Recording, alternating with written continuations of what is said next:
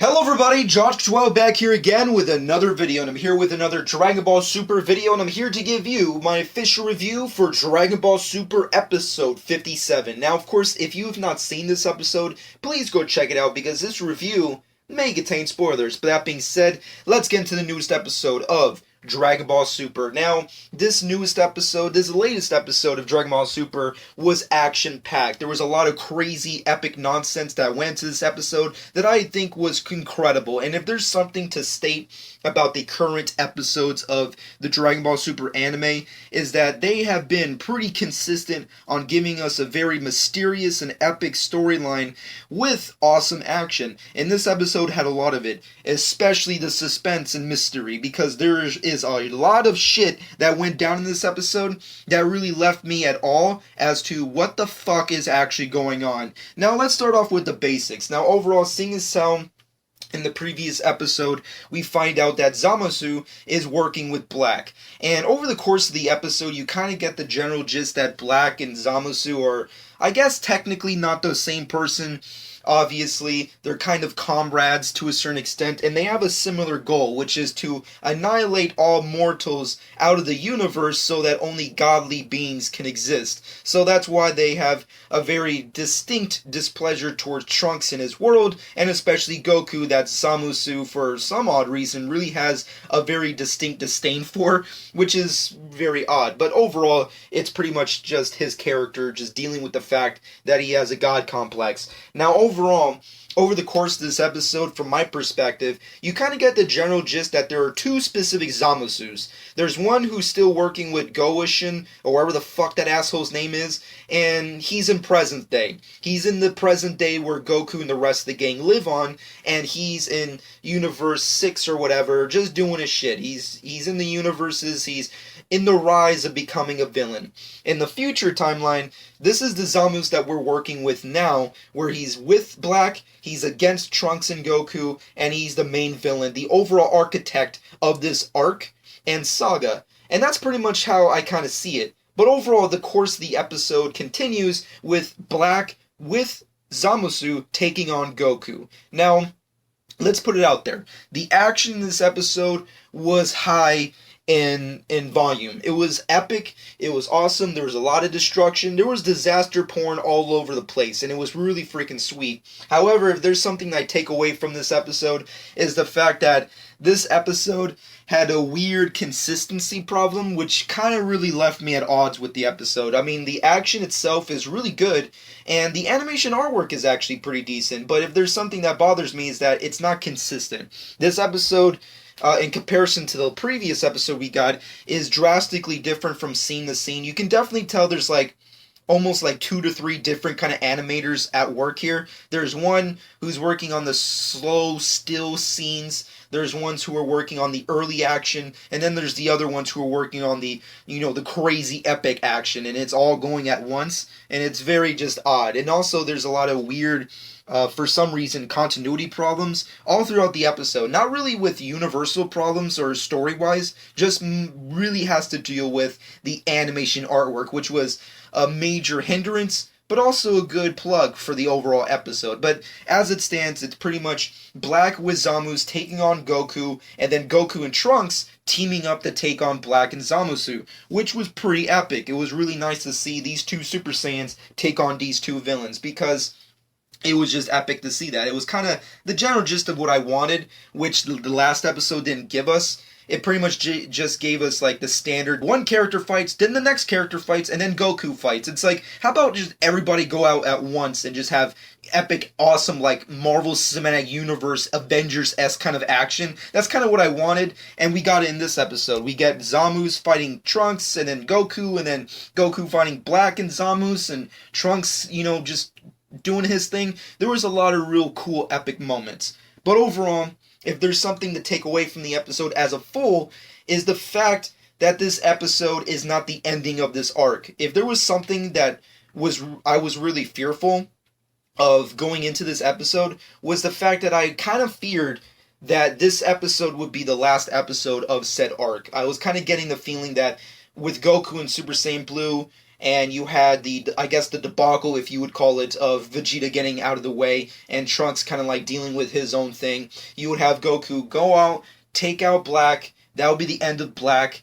And then you would have Zamus, who I'm guessing Trunks could take out, or they can just, end it all by just calling the Omni King to show up and annihilate everybody. So that's kind of like the general fear I had. However, this episode flips it on its head and pretty much ends with a cliffhanger as to what the fuck is going to happen next. And it's really epic and awesome to see that go down. And it's also kind of baffling considering that the same problems I had power scaling wise with the previous episode is very much intact with this episode. I mean, let's just put it out there. I mean, Goku fought Zamus and Black once. And they had a hard enough time taking on Goku at a Super Saiyan 2. But for some odd reason, in this newest episode, they're taking on Super Saiyan Blue like if it's nothing. I mean, Black completely annihilated, eviscerated Vegeta. Future Trunks is just a blip on the radar, and Goku's like child's play. It's like, how the fuck did these characters get so powerful? It makes no sense to me. Now, granted, Zamasu, you can kinda give him the edge because apparently now he's like a god, or at least he likes to think of himself as this almighty god because he has a god complex. And plus, this is future Zamasu, so I'm guessing you kind of get the general gist that Zamasu in the future timeline has had time to examine and understand Goku's fighting style and whatever, and enhancing his abilities. But even at that, it just doesn't make any sense. Like, how did he get so powerful, fighting him like once and like watching him on TV over the Champa tournament, which, how the fuck is that even possible? Like, once again, going to my negatives, which is continuity problems, which is, was it, I don't remember, was anybody filming that tournament? I don't remember. It's just really weird. There's continuity errors all over the place, but because of how epic and suspenseful the episode story was, you kind of forgive it. And that's what I do with this episode. I forgive it because of how epic the fight is. The action is on point. Goku, Future Trunks taking on Black and Zamasu is epic. The outcome is amazing. The episode ends off with so many mysterious questions, which is, how does Zamus and Black know each other? Where does Black come from? How did Zamus and Black become so powerful? What does Zamus want to do with the Super Dragon Balls? There's just so many various questions, and I like that about this episode, is that it's not the ending. It's ending off, but it's just not the definitive end and nail on the coffin of this saga and arc. And if there's something to take away from this last couple episodes, is that Zamasu and Black are definitely the superior villains of Super.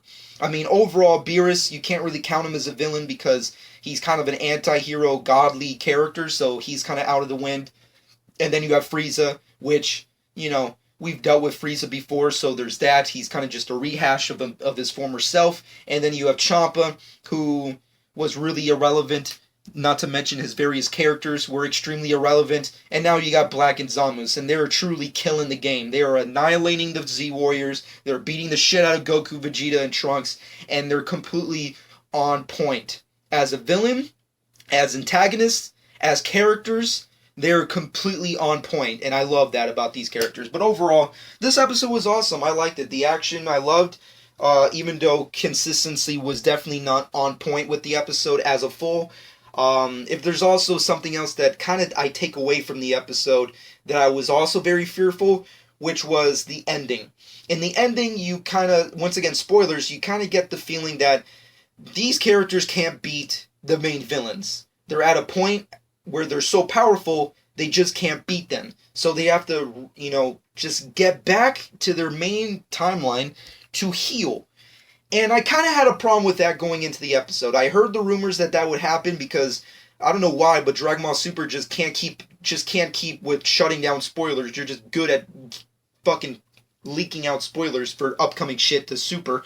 However, you get the general gist that you can't win, so you gotta go back. I kind of had a problem with that because even though I don't want this episode to be the end of these three characters who are obviously the top dogs and saviors for this story, I don't want it to end that way with them having to run away with their tails behind their legs, in between their legs rather, just like little babies. I don't want that to happen because Goku and Vegeta especially, are characters that don't deal with loss in a battle that way.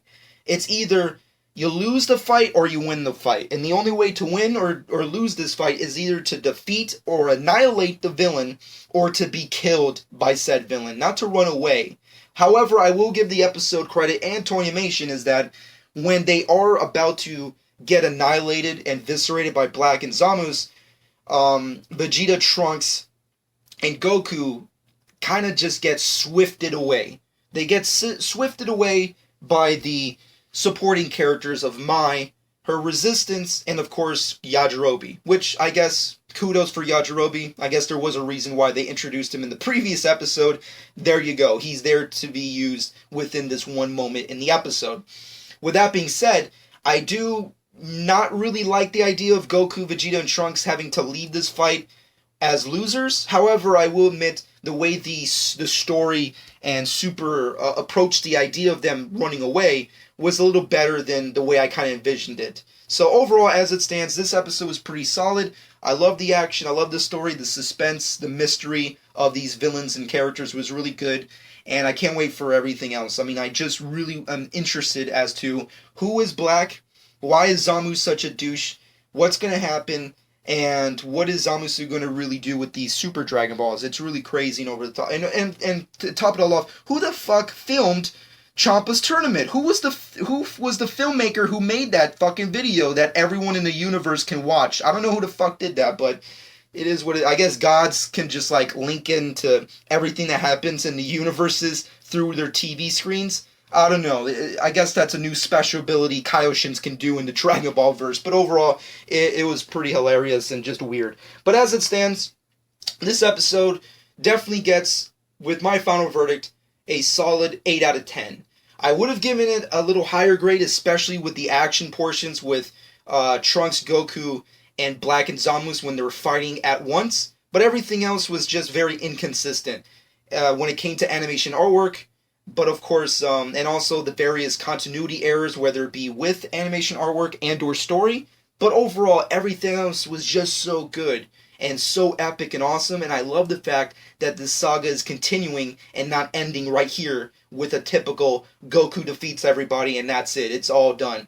So with that being said and done, this episode gets a solid 8 out of 10. But with that being said and done, let me know what you personally think in the comment section below. Shameless plug time. Follow me on Instagram at Josh12. Subscribe to my channel if you have not done so already. And I hope you guys enjoyed. And this has been Josh12.